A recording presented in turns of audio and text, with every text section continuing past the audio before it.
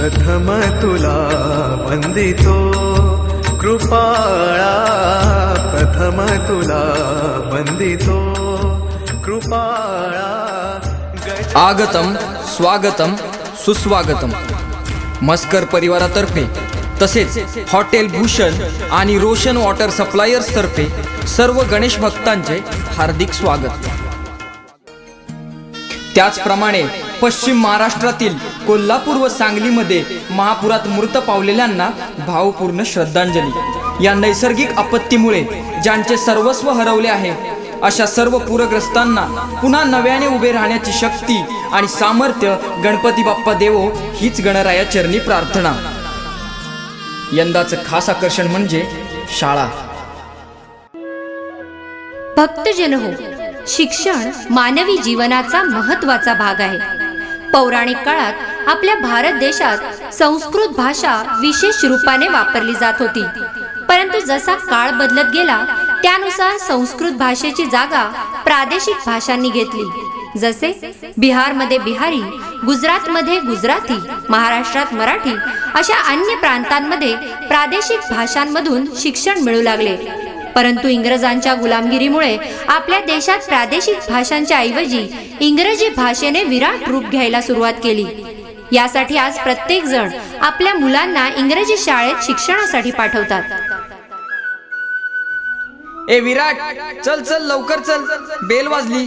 Late झालो तर teacher आपल्याला पनिशमेंट करतील। हो रे सचिन, ते आपल्या सिंट्रा टीचर ना खूप खडूस आहेत, नेहमी पनिशमेंट करतात। सचिन, विराट, come here. Why are you talking in Marathi? Don't you know this is English medium school? If you want to talk in Marathi, then go to take admission in Marathi school.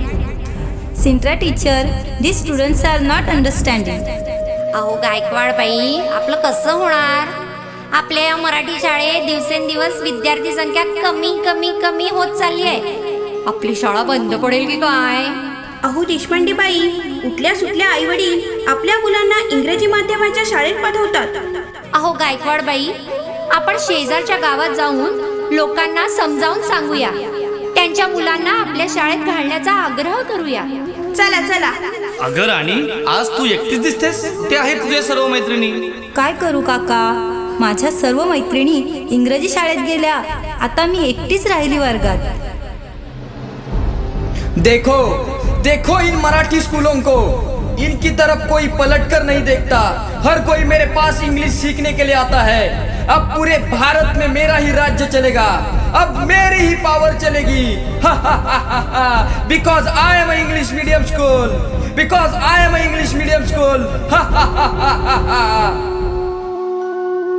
हस, अजून हस, हा तुझा अहंकार आहे। मला आजही आठवते, ज्यावेळी आपला देश इंग्रजांच्या गुलामीच्या कैदेत होता, त्यावेळी सारे भारतीय संसाराची पर्वा न करता देशासाठी प्राण अर्पण करायला तयार होते। तेव्हाही मीच माझ्या सुपुत्रांना अमृत पाजले होते। त्यावेळी महात्मा ज्योतिबा फुले यांनी हेच अमृत घराघरात पोहोचविले। ते म्हणत, मी दाखवतो त्या मार्गाने चला। शिक्षण ही सुवर्ण संधी आहे। शिक्षणच तुमची गुलामगिरीतून मुक्तता करेल। शिक्षणामुळेच तुम्हाला सुखाचे जीवन जगता येईल। समाजाच्या विरोधात जाऊन ज्योतिबांनी आपल्या पत्नीस म्हणजेच सावित्रीबाई फुले याच शिकवले व सावित्रीबाई फुले यांनी साऱ्या मुलींना शिकवण्यास सुरुवात केली। तू बुद्धी दे, तू तेज दे,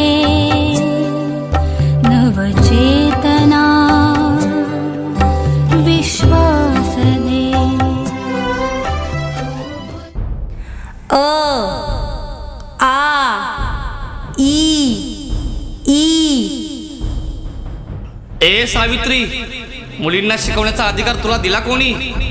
तुम्ही फक्त चूल आणि मुलंच सांभाळायची आहेत। या समाज विरोधकांना दगडाने ठेचून मारलं पाहिजे। मुलींना शिकून चुकीच्या मार्गावर नेणाऱ्या सावित्रीच्या अंगावर चिखल फेका। असेच आपले देशभक्त लोकमान्य टिळक। स्वराज्य, स्वराज्य म्हणजे स्वकीयांचं राज्य। सध्याचा काळ आहे तो बाहेरून आलेल्या जुलमी ब्रिटिशांशी दोन हात करण्यासाठी। ते आपल्यातले नाहीत, तरीही आपल्यावर त्यांचे राज्य आहे. आपल्याला आपलं राज्य हवं आहे, स्वराज्य.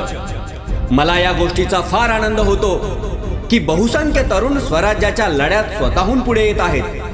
पण ते मिळाल्यानंतर पुढच्या पिढीने देशाला मात्र विसरू नये. आपल्या शिक्षणाचा, आपल्या कौशल्याचा जास्तीत जास्त तुम्ही देशाला फायदा करून दिला तर हिंदुस्थानाची प्रगती होणार आहे. आपली शाळा, आपले कॉलेज हे नोकरी शोधणाऱ्या गुलामांनी भरून जाता कामा नये, तर राष्ट्रप्रेमाने भारलेले तरुण तयार व्हायला पाहिजेत. खूप झाल्या योजना, खूप झाले विचार. आता त्या योजना राबवता आल्या पाहिजेत. गरजेचे दोर कधीच कापून टाकले आहेत. आता एक तर मरा, नाही तर मारा. आणि असंच जर असेल तर माराच. असा महान इतिहास असलेल्या महाराष्ट्रातील मुलांना आज काय झाले आहे? ते माझ्यापासून का तोंड फिरवत आहेत? असे ते माझ्यापासून दूर का जात आहेत? ये सिर्फ मराठी सीखेंगे तो इन्हें इंग्लिश कैसे आएगा? इन्हें नौकरी कैसे मिलेगी? वो जॉब कैसे करेंगे? इसलिए वह मेरे पास आते हैं और मेरे पास ही आते रहेंगे, आते ही रहेंगे. Because I am English medium school, I am English medium school. याचे कारण आहे सरकारी धोरण.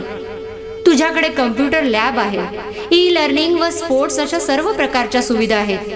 अशा सुविधा जर सरकारने मला दिल्या तर का नाही विद्यार्थी माझ्याकडे येणार? माझ्याजवळ मराठी शिकून कितीतरी डॉक्टर, वकील, इंजिनियर झाले आहेत. अरे असे कितीतरी देश आहेत की त्यांच्या देशात त्यांच्याच भाषेत शिक्षण दिले जाते आणि तिथे इंग्रजीला दुय्यम स्थान आहे. माझ्या प्रिय भारतवासी बांधवांनो, आपण फक्त मराठी भाषेसाठीच बोलत नाही, तर प्रत्येक प्रांतातील भाषेसाठी बोलत आहोत. जर आपण सर्व इंग्रजी भाषा बोलू लागलो तर इंग्रजी भाषेचे गुलाम नाही का बनणार? आता आपणच विचार करा, मराठी शाळेच्या डोळ्यांतून निघणारे अश्रू आपण पुसायचे की नाही? हे गजानना, तुम्हीच आम्हाला आपली मातृभाषा जिवंत ठेवण्याची सद्बुद्धी द्या.